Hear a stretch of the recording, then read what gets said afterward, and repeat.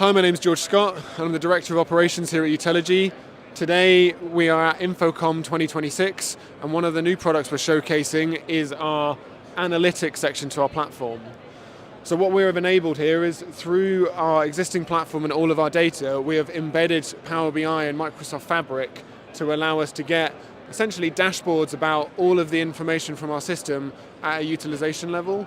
So again, we can pull information about how many rooms we have, usage sessions, utilization, and any of the data you want to see to allow you to make those quantitative insights about your system and how well it's being utilized. So again, we can pull all of this data, even things around alert SLAs, and again, the benefit of this being Power BI is that it's fully customizable and users can come in and build any of the dashboards that they'd like to see. So that's a very quick overview of analytics in our platform. If you'd like to learn more, please visit www.utelogy.com.